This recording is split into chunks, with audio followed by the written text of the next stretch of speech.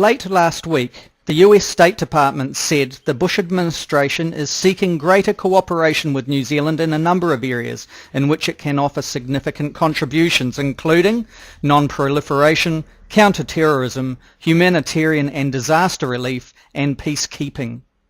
The backdrop to this new United States-New Zealand relationship is the Pacific, primarily the Arc of Instability that runs from Timor-Leste in the west through Melanesia to Polynesia in the east. The United States is concerned about the spread of unease and violence in Timor, Papua New Guinea, Solomon Islands, to a military coup in Fiji, and to civil unrest in Tonga. The United States also knows Australia is being shunned by Pacific leaders for its aggressive pursuit of being the region's power. New Zealand, on the other hand, is highly respected in the Pacific and has a tradition of engagement with the region's leaders as opposed to alienating them.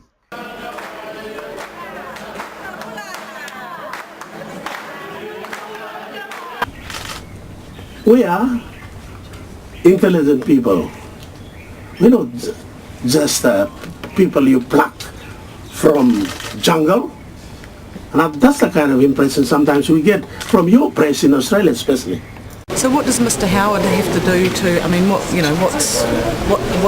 is the tenor of the discussions that you imagine will happen? Well, I saw him on the program Focus on ABC last night, and a lot of the things he was saying insofar as support for Ramsey and Solomon Islands were outdated. Excuse me, have you lost confidence in the Have you lost confidence in the So will you be expelling the Australians involved in Ramsey?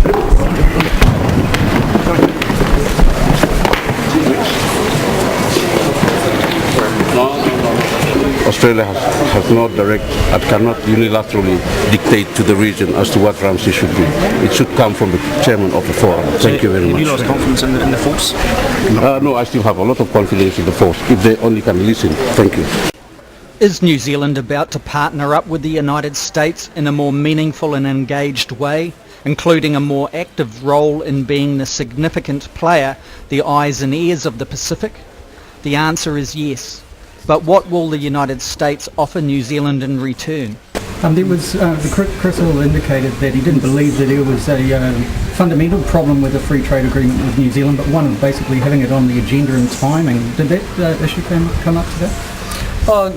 Not today, but in essence, I think he confirmed in his stand-up with you that there's no objection in principle to it in Washington. I think that what we have to keep in mind is New Zealand is already a very open economy. We also happen to be a very small economy. So we're not necessarily the first negotiating partner of choice because of those two things, let alone any other issues. But there's no objection in principle in Washington. I think it's really an issue of prioritisation now. Are you expecting to discuss the free trade agreement with New Zealand? Well, you know, the problem we've had on the free trade agreement is the fact that we have this fast-track authority that runs out next year. We've had some really, difficult, I think they'll be successful, but difficult negotiations in Malaysia and in South Korea. We've taken on a couple of very major trading partners with Malaysia and South Korea, enormous numbers of amounts of trade. So I don't think there is any, the view in Washington is not negative at all about doing something with New Zealand, probably something along the lines that was done with Australia. But the issue is when it can be fit into the negotiating schedule. So we are very interested in staying in close contact with the New Zealand government on that. I'm sure it'll come up in the discussion with PM Clark. Certainly New Zealand is on the edge of a significant change in foreign policy. This shift from a nation alien to the United States' desire for preemptive defence, as outlined in its National Security Strategy of 2002, toward a more compliant and cooperative nation has now shimmied through the official curtain to become visible in the public arena. The need to strengthen proliferation generally, set off by the North Korea situation, but generally and worldwide. And I think in that regard, we need to talk to like-minded states. We know New Zealand in particular has a, how to put it, rather anti-nuclear bent, and we certainly think that we can talk to New Zealand about seeing what we can do together in terms of strengthening the non-proliferation. So New Zealand's anti-nuclear stance has its advantages. I was making a ironic comment. I hope that's not an elusive concept for you and your viewers. No, I think New Zealand, not because of the ironic comment, but rather generally shares the view about non-proliferation. New Zealand has always been a vigorous proponent of the NPT, the Non-Proliferation Treaty, and so I think it is an example of the fact that the U.S. and New Zealand have a lot of common ground. He indicated this morning that New Zealand may have a significant role in the North Korean issue. Did he identify that, and what was the substance of it if he did? Well, when you set up a sort of counter-proliferation regime, everybody's got to play their part in that, and New Zealand's been part of the Proliferation Security Initiative, which has been looking at various ways in which you stop materials for weapons of mass destruction crossing borders, for example, crossing high seas, crossing. So, yeah, sure. I mean, we've got a role to play in the general network of stopping transport of materials.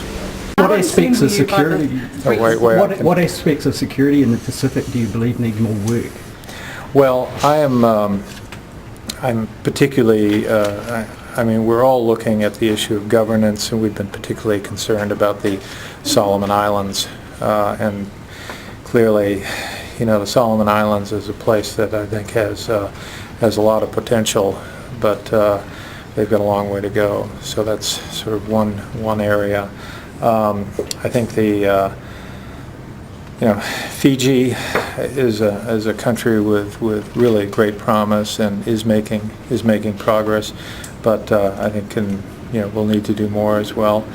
And some of the other smaller states. I mean, you just heard the issue in French Polynesia in the last couple of days, which was something to give pause to. So, you know, as from the U.S. perspective, we're not as present here as Australia and New Zealand.